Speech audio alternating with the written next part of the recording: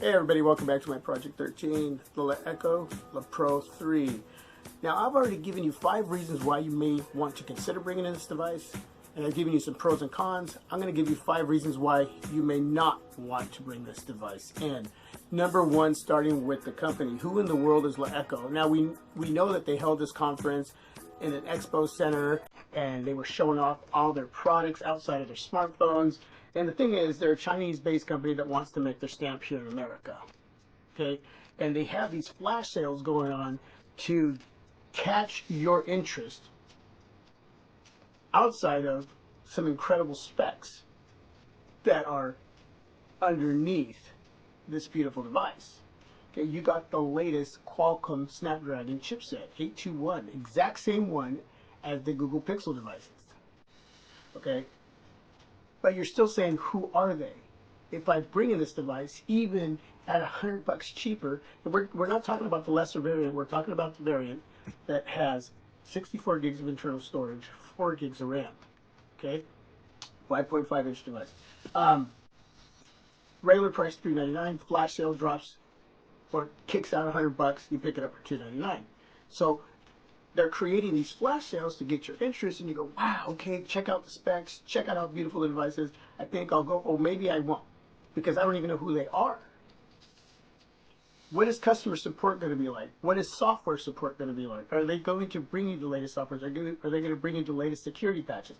So a lot goes into not just having a device, but the support that you're going to get from a company you've never even heard of, or you have, but they're really not as big as they're putting them out to be. Thing is, they're trying to make their stamp. They're trying to create ways to get your attention. And at this point of the game with this device, I'm super stoked with it. It's really been a fun and amazing performer to have in pocket as my daily driver. But what will it be 3 months, 6 months, a year, 2 years down the road? Will this company be there? Will they somewhat be there? We don't know.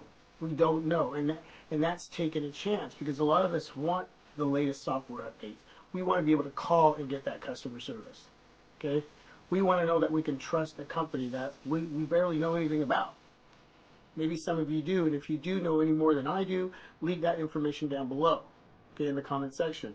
And not just for me to read, but for everybody else to read when they come onto this video. Number 2, I would have to say the software. Okay, the EUI, which is Ecosystem User Interface. Now, the bottom of this device has a back key, a home key that do light up, and it has a recent applications key.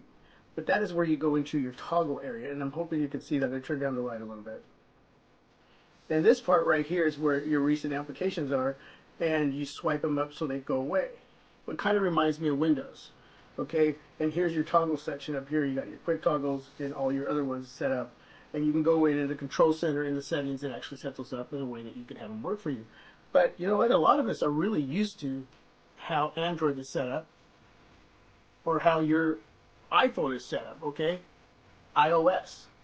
So breaking away from something we typically know and we use every day, and then we go to something like this, just might not set well in our minds. You just don't want the patience to learn that. And maybe it's not about learning that. You just don't want it. You just don't want to even, it's just you may look at it and go, what in the world is that? You may not even want to attempt to do it. I don't know. For me, it's different, it's new, and maybe because I have so many devices, I don't mind taking the chance on something like this. You know, the user interface, the way it's all set up over Marshmallow. You know, I don't mind. I'm actually having fun with it. I'm learning something from this device that's different. And at the end of the day, yeah, I still want to pull down here and get to my toggles. And when I go over here, all I expect to see is my recent applications, not the toggle area. And I'm like, okay. But you know what? It's still not a deal breaker for me. But for some of you, it may be a deal breaker to have it in hand and go away from what you typically know and use every day. And it may frustrate you, especially when you're in a hurry and you want to go in and get to something and you're hitting the wrong area and you're just like, oh my gosh, I can't do this. It's got to go back. That's why you watch reviews. You watch what we say in our experiences, and we let you know. And finally, I got a response yesterday from a viewer that, you know, everything that I've gotten back so far has been really good on this device. Whether you want it or you have it, it's great. But I finally got one back that was negative, that they just said they did not like the user interface. They didn't like the software on this device. And I said, I'm glad you sent me a message here in the comment section, because I've been waiting for a response like this. It's not going to be for everybody. It's not. But if you're curious, then try it out. I'm intrigued with it. I like it. I don't mind it. It's not a deal breaker, but it could be a deal breaker for you. So yeah, EUI may not be for you. I don't mind it. Okay, so number 3, the headphone jack. Well, it's not here. Okay, your earphones that come in box already have a USB Type-C connector that goes right into the bottom of the device. Just plugs it right in. Okay, if you want to use those headphones, and I made a video on this with your other devices, if you're bringing this device, it has an adapter that you can adapt to it that plugs into your other devices with a headphone jack. So that is there. But the fact that you just don't want to have to deal with all the little extra areas to go just to do all of that, you know, again, it may, you are a person who's very busy, you're on the fly, and you don't have time to mess around with all that stuff. You just want to plug in and go. Okay, that's all you want to do. You don't want to have to have an adapter. You have already a bunch of earphones laying around that you want to use, but you can't use them now because you can only use the one that came in box. What if something happens to those? Now you don't have them. Now you have to find a third-party company that you can buy them from, or go straight to Echo to buy another pair. And again, that could become a little too much work for somebody. I don't know. For me, it's not a deal breaker. I understand, though, you are not me. So that could be a huge negative if you especially use earphones a lot. That you really love having that headphone jack, whether it's up top or on the bottom. I understand. We're all different. And I don't question that, and I respect that, and it's not wrong or right. But that could be, for some of you who love your earphones, a huge deal breaker. Let's see. The one other thing is it does not have optical image stabilization. This would be number 4. So I have one more after this. So number 4 would be optical image stabilization. When you're shooting video, that's not there. It does have face auto detection, which is good. I like where I'm at in learning and taking pictures and shooting video. I'm at a point where it doesn't really matter to me. I like everything in the raw. So when I'm shooting a video and there's some shaking going on, whatever I'm shooting video on, that is what it is in the raw, and that's really what I like to go back and watch. I don't mind not having that extra help to stabilize the video. It's nice to have it. I've seen the difference as I'm learning. I can see it. I can see the differences in pictures, whether I'm using HDR or not, whether it's auto or manual. I'm starting to really get what all this is all about.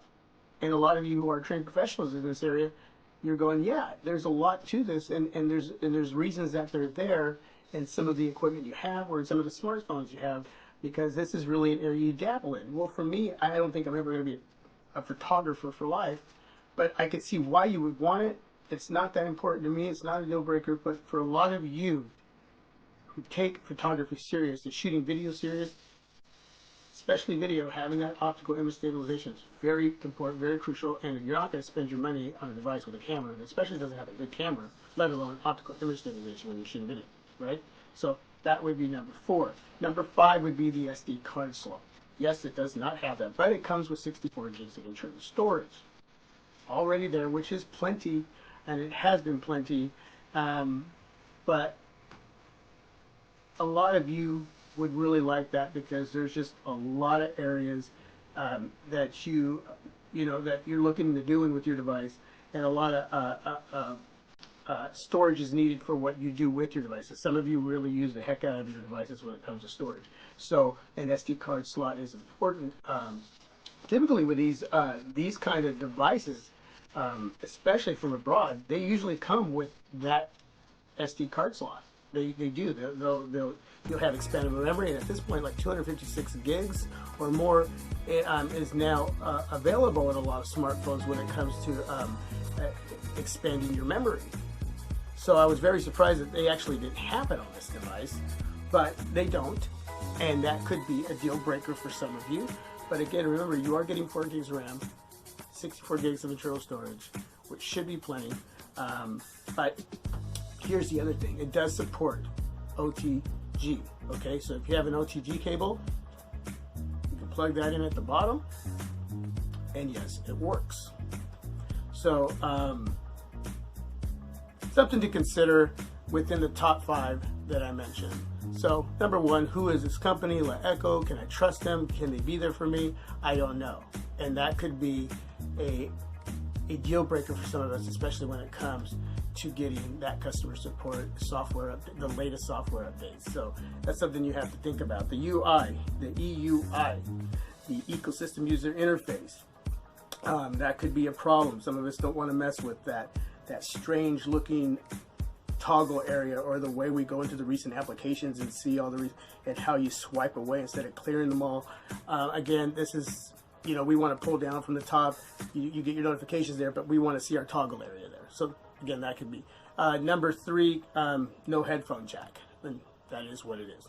There's just no headphone jack, and you like to plug in. Okay. So number 4, no optical image stabilization when shooting video. It's just not there. But if you look at some of the pictures I've already posted on the channel, I got some from the beach, and some that I went out yesterday actually and took of some beautiful art on some walls, some graffiti. Check it out, up against the Huawei Nexus 6P, and they look beautiful. And the other one is no SD card slot. So yeah, cannot expand that memory, but you do have 64 gigs, something to consider. So there you go, my 5 reasons why you may not consider this device, the LeEco LePro 3. Wow, just a beautiful device to look at. Again, consider the top 5 reasons why. Check out that video, check out the pros and cons, and then check out this video. Why you may not want to even dabble into bringing in this device for $299. Thanks for watching. Have a great day. God bless. Till my next video. This is my Project 13. You are my Project 13.